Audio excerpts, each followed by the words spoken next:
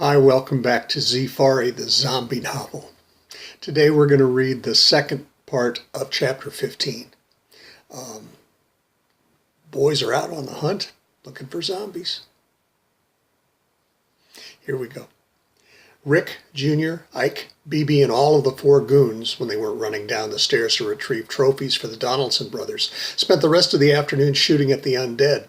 All of the men missed more than they hit, and of the zombies that were hit, only 6 were taken out. Ike, BB, and all of the goons didn't bother with the trophies they had earned. By dinner time, all of the men had worked up a good appetite. The chef provided just the remedy: mango slaw with cashews and mint, Kobe fillets wrapped in cherrywood smoked bacon, crispy shredded hash browns and onions, and for dessert, brownies warm from the oven, a la mode. Again, after dinner cigars and brandy, but with poker. The goons were not invited to play. They had work to do and watches to stand. The cook had his own chores. Rick, Jr., Ike, and BB played until about 11 p.m. before BB and then Ike begged off to get some rest for the next day. Everyone except the goons on the roof was asleep by 1 a.m. About 3 a.m. there was a muted crash at the front of the post office. Clark, one of the goons on the roof, ran to the front of the building and shone his flashlight down to the sidewalk.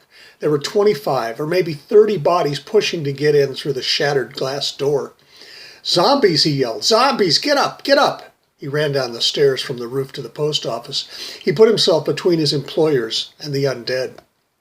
The warning was too late for the chef, who had been sleeping next to the door to the counter in the front of the post office. He had neglected to lock the sturdy metal door, and the relentless undead pushed it open and grabbed him, scratching and biting and smothering him in a matter of seconds.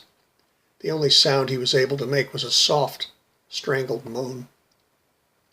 Clark made sure that Rick and Jr. would have enough time to make their escape, walking toward the zombies, firing his Benelli semi-automatic shotgun until he ran out of shells, and then using the gun like a bat, swinging at anything that moved toward him. He was overwhelmed by the undead in a matter of 2 minutes. But Clark's alarm saved Rick, Jr., Ike, and BB, who woke, hit the lights, and realized that their only salvation was flight, up the stairs to the roof. Rick and Jr. just ran. Ike and BB took the time to collect their boots, clothes, and cell phones, not to mention any knives and firearms that were handy before racing up the stairs. When all of the living were safe on the roof, the hatch that served as a cover for the opening to the roof was secured as well as possible. BB and Ike got dressed and waited to see what Jr. and Rick would do. BB made himself a promise that if those rich fucks didn't take the initiative, he would. BB walked over to where he and Ike had stashed their equipment and found the flamethrower. He set the valves, put it on, and then hit the ignition switch. When he had flame, he walked over to the hatch. "Open it, Clark," BB said. Clark pulled the hatch cover quickly off the opening, and BB filled the stairwell with flames. He let the inferno spill down on the undead for 30 seconds. God, that seemed like forever. "Give the fire a minute to work, Ike, and then hit the flames with the halon," BB said before stepping away from the conflagration. Ike took care of the flames, and as he looked down the staircase, he saw grotesque, twisted, burned forms that had once been alive before they had become undead. "Close her up, Clark," Ike said. The lid came down with a crash. Junior was standing there in his boxers and an AC/DC t-shirt. "Does anyone have a cell phone? I left mine downstairs in my pants," he explained. BB reached into his pocket for his cell phone and tossed it to Junior. Junior dialed a number. The signal was too weak. The goons and BB and Ike walked around the roof at the edge, trying to find where the zombies were massed and where they weren't. The front of the building was mobbed with the undead, shoulder to shoulder. The west wall had maybe 10, the north wall 1 or 2, and the east wall none at all, for now. Junior redialed and got through. He told whoever was on the other end of the call to get the fuck out here and pick us up now. If I don't see a helicopter in 15 minutes, I'll have your ass and your mother's too. Rick was standing at the edge of the roof at the front of the building, wearing what he had grabbed when the zombies came crashing in, his burgundy silk smoking jacket, shooting down at the zombies and emptying clips of the KRISS submachine gun every 5 seconds or so.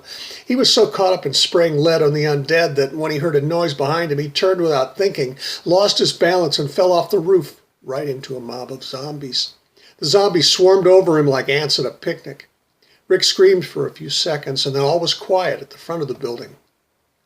Junior called out for his brother, but there was no reply. "We've got to get down there and save him, now," he demanded. The goons did not move a muscle. "Look, Junior," Beebe said, "if we go down there, we'll be taken too. If we use the flamethrower, there's a good chance we would fry Rick along with the zombies. We have to wait until the chopper gets here. Then we can see about finding Rick and getting the hell out of here."